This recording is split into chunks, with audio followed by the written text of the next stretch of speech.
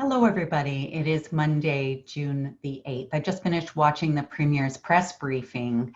Lots of new advancements.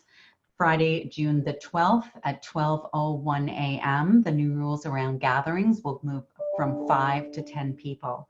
Places of worship will reopen at 30% capacity. So I know that will make a lot of Innisfil residents very happy. What made me really happy as well is hair salons will be allowed to open along with barber shops, day spas, nail salons. Restaurants will be allowed to have to open, but only outside. So patios, decks, and possibly parking lots. We'll talk more about that a little bit later. Also, shopping malls. So the Tanger Outlet Mall, if they feel that they're ready to open on Friday, they are able to do so. And why I mention that is because that's an important part of this piece. So the province is saying these things are allowed to open, but they have to do it safely.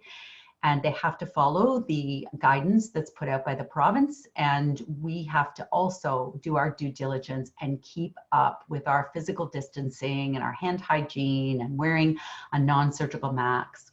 It's more important now than ever to be diligent and not to go backwards. We need to open up our economy. We want to start our economic recovery, but not to the detriment of the health of our residents. But you know what? If we're smart, we can do both. We can open up our economy and keep our residents safe. The the emergency team will meet tomorrow. We'll dive more deeply into all of the details. That was just, I scratched the surface with those few things, but we'll go through each of them. The sector chiefs will all wade into it, and we'll come out with more information on next steps for the town of Innisfil. For instance, splash pads were one of the items that were on the list today, and we do have one splash pad, and we'll look to see if we're able to get that open. There's a lot of checks and balances to test that system and make sure that it's operating properly, but we'll hopefully have that open as soon as possible. I also wanted to say that tomorrow I'm excited to tell you that we're going to officially be launching the Innisfil Online Marketplace. It's both a directory of online stores available in Innisfil, and it provides resources to support local businesses looking to set up an online store and how they might be able to do that. So it's really important now more than ever to continue to support our businesses. I know many of you have been, and it's much appreciated, I know, by those businesses. But even when COVID is long gone, we still need to be there for our local businesses. The Black Lives Matter movement continues to gain global attention and recognition. And we will be having a staff report at our council meeting on June the 24th on what we're doing to help in the efforts to support racial equality and those who are searching for it. We will be having a flag raising on Wednesday. It's our first one, and I can't remember when. This one will be for Pride Month, and it'll be a very small gathering, myself, the Deputy Mayor, and a member from Innisfil Pride, and we'll be staying 6 feet apart. But having said that, we do hope to continue more of that in the future. Also, I want to tell you that Innisfil Beach Park at this point still remains residents only. It's not lost on us that we're moving into stage 2 here in Simcoe Muskoka.